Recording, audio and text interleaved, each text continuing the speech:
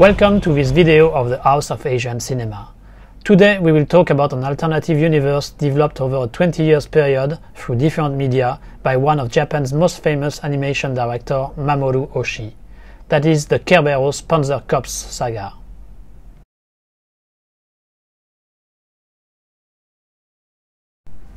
Kerberos is the Japanese transcription of Cerberus, the three-headed dog guarding hell in Greek mythology, symbol of the aforementioned unit. The saga describes a Japan which sided with France and the United Kingdom against Nazi Germany during the Second World War. Even so, the war was still lost for Japan and the island occupied by German troops. The economic rebuilding which followed created many inequalities and led to numerous protests and riots, against which the police was quickly overwhelmed. To deal with this situation, the government created a special unit fitted with powerful fighting armours, the Kerberos Panzer Cops. Those armours have not been designed by Oshii but by Yutaka Izubushi and have quickly become the symbol of the Kerberos universe, its visual signature. Its impact has been the source of many disappointments for the most action-oriented fans regarding the way Oshii handled these stories. It's interesting to observe that the first time the universe was featured was not through a visual medium but on radio in January 1987. Titled While Waiting for the Red Spectacles, this radio drama was conceived as a prequel to the film The Red Spectacles, which was going to be released in theaters 1 month later. Around 30 minutes long, divided in 5 episodes, it was written by Oshii and accompanied by a Kenji Kawaii soundtrack. In it, we followed Koichi Todome, a former member of the Kerberos who fled to Taiwan after the failed Kerberos uprising, an event at the heart of Oshii's universe and which will be the center point of many following stories. 1 month later, The Red Spectacles was released on Japanese big screens. That was Mamoru Oshii's first live-action film, which he co-wrote with his usual scriptwriter at the time, Kazunori Ito. Set in 2001, we follow once again Koichi Todome back to Tokyo, 3 years after the trial of the Kerberos for the failed uprising, looking for his former teammates. As the founding film of the Kerberos mythology, The Red Spectacles is a difficult piece of filmmaking to apprehend. The historical context isn't detailed, and we only have a quick sum-up of the events leading to the Kerberos uprising and some of its consequences. Making things worse, Oshii chose to deal with his story by mixing comedy and experimentation, an opportunity for him to reference some of his favorite filmmakers, from Chris Marker to Andrei Tarkovsky, but which lead to a confusing tone. As the first real introduction to the Kerberos universe, the radio drama being invisible outside of Japan, The Red Spectacles only scratch the surface of its potential and feels rather like a commercial suicide for its creator. Fortunately, the film's box office failure didn't put a stop to Oshii's career and he kept developing his universe but through yet another medium, manga. Published between 1988 and 1990 and drawn by Kamui Fujiwara, Kerberos Panzer Cops is a 4-story volume taking place before the Kerberos uprising. The first one follows Tou Inui, a young Kerberos recruit who has second thoughts when he's supposed to shoot a civilian and must deal with its consequences. The second one's main protagonist is Hachiru Kishu, an helicopter pilot from an aerial test unit of the Panzer Cops. It is under great criticism from the other agencies in charge of law enforcement who fear the new firepower the Kerberos would have access to. The third chapter describes a meeting between the police and the Panzer Cops, hinting at the possibility for the 2 units to merge.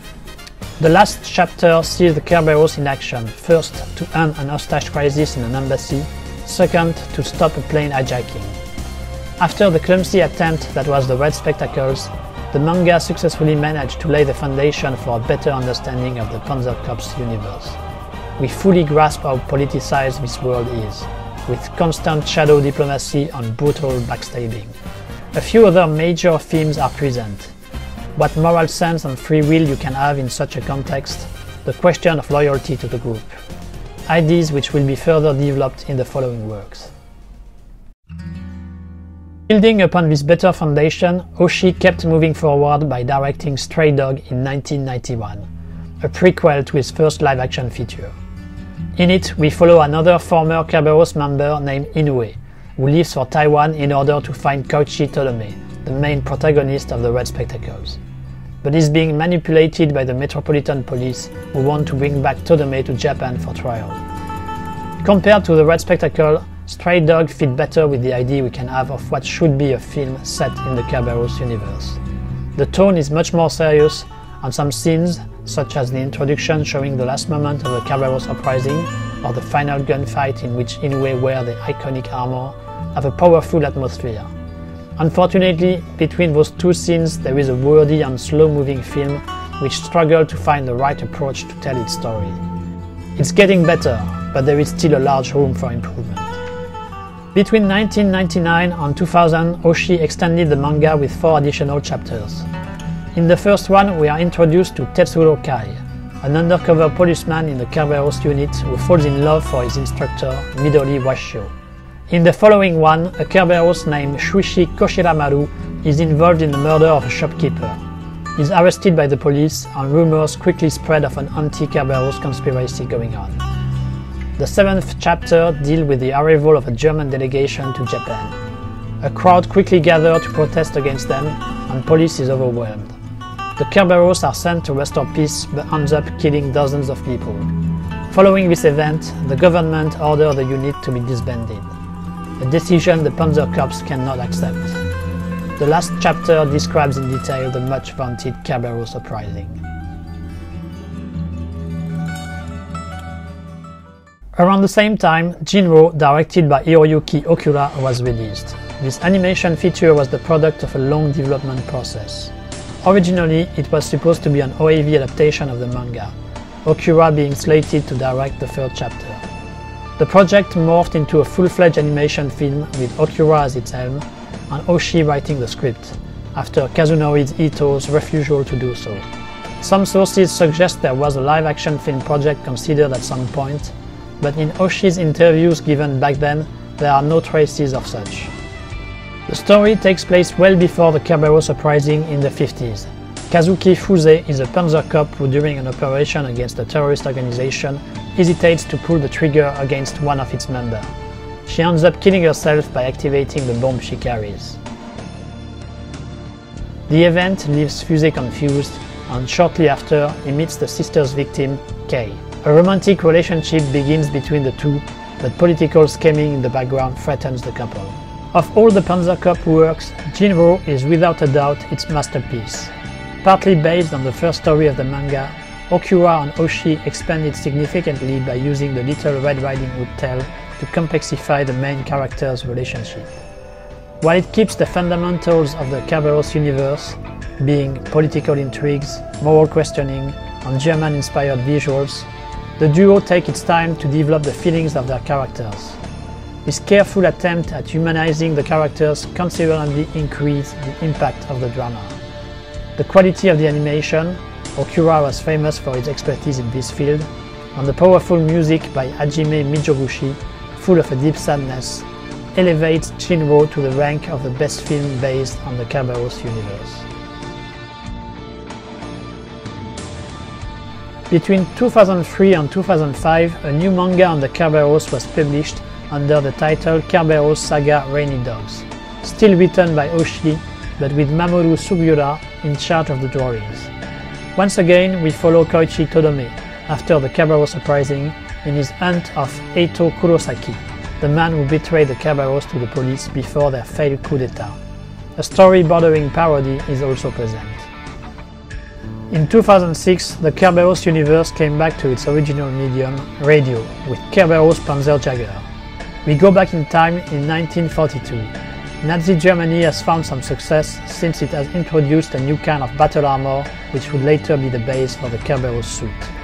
Divided in 4 acts, we follow Captain Maki Stauffenberg, niece of the famous Colonel von Stauffenberg, who goes on the Eastern Front, to Stalingrad, to shoot a propaganda film on the 101st Panzer Jaeger.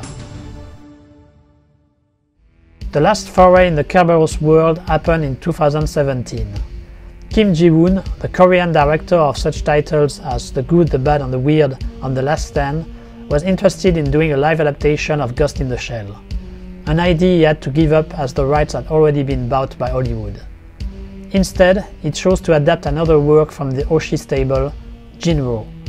His version, in which Oshii was not involved, is titled Illang, the Wolf Brigade. The film follows faithfully the events described in Okura's animation except for two important points. First, he adapts the universe so it can be set in South Korea. A logical move which has a favorable environment. After all, unlike Japan, South Korea did experience some kind of a military dictatorship after the war. This experience could have been used extensively to fit with the Kerberos universe. But Kim Ji-woon makes the strange choice to connect it to a reunification with North Korea, which sounds more like a wishful thinking from him than a credible political scenario. Another dubious change relates to the ending. The filmmaker chooses to end the film with a martial art fight between two of the Panzer Cops, leading to a happy end. The opposite of what we can expect from a film set in the very dark world of the Kerberos, and which seemed clearly out of place.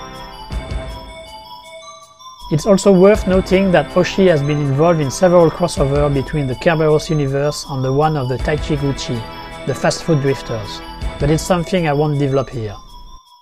When we look back at the saga as a whole and the interest it has garnered, we notice a strange paradox. A good deal of the interest the audience has of the Kerberos universe comes from the armor's design. Its appearance, mixing Nazi uniform and mecha-like characteristics, project a dehumanized and intimidating presence. We instinctively think of a dark and violent world. But things are more subtle. The stories created by Oshii are not action-oriented, quite the opposite. Those who hope to see epic fights by some kind of super warriors will be disappointed. Even if there are some action scenes, they are rare and do not have the ambition to create excitement. There are usually some kind of tragic conclusion to the stories. Instead, what we have are political intrigue and human drama. While we immediately see the Panzer Cops as some kind of super guard of a ruthless dictatorship, the world described by Oshii is in fact a slightly more extreme variation of the Japan of its childhood, the one of the end of the 60s, beginning of the 70s. Indeed, there is no Hitlerian dictator here, or at least it's not explicitly described. We understand there is an authoritarian system, but some kind of rule of law seems to exist as well. The protest movements in action in this alternative Japan are very close from the real Japan of the past, the one in which student protests, labor union strikes, and violent action by the Sekigun, the Japanese Red Army, were casual occurrence. Some people have seen in the Kerberos uprising a variation on the Kyujo incident, the last attempt from the Japanese army to keep up the fight in 1945. But we can also find some parallels with the hostage crisis of Asama Sanso by the Japanese Red Army. By creating his own universe, in which he can express its fascination for authoritarian regime, Oshii modernized and universalized the moral interrogations he had to face or was witnessing when he was young. With one major difference. While during the 60s and 70s he was supporting the anti-establishment camp, he chooses in this alternative Japan to side with the ones protecting the establishment. We actually don't know much about the objectives of the leftist terrorist movements, and its members are undeveloped, shadowy figures. It is doubtful Oshii's political orientation have made a 180-degree turn. But the questions that imply such a viewpoint are in phase with his interest for authoritarian system and the human conflicts serving such regimes create. At the center of the Panzer Cop universe, there is the theme of dehumanization. Dehumanization by the group, by the political environment, by the tools used by the law enforcement agencies or its opponents. An illustration of how man can be a wolf to man. An uneven saga but a real multimedia work of love for Oshii, the Kerberos have influenced other artists, and firstly the video game makers. Thus, Killzone, Operation Darkness, or the latest version of Wolfenstein all have characters with design close to the Panzer Cops. Some filmmakers, or the designers who work for them, have also taken inspiration in Yutaka Izubushi's visual for their own creations. For example, Phantom Soldiers by Teddy Page, Zack Snyder's Sucker Punch, or Xavier Jean's Hitman. Put in perspective in Oshii's career as a whole, it's obviously the work of his life. The universe he always comes back, but also the one in which he has been the less commercially successful. Red Spectacles and Stray Dog were commercial failures. The radio drama and manga had a limited audience.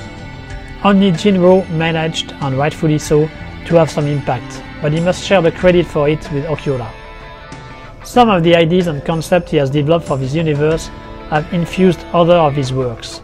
For example, Patlabor 2 and its story of a failed coup d'etat by a terrorist organization set up by a former elite military could fit perfectly in the Kerberos universe. Still, its full potential remains to be seen. Thank you for having watched this video. I hope it will motivate you to explore further the fascinating universe of the Kerberos Panzer Cops. Don't hesitate to post your questions or observations in the comment section below. I will probably do another video to answer them. In the meantime, I hope to see you back soon on the House of Asian Cinema.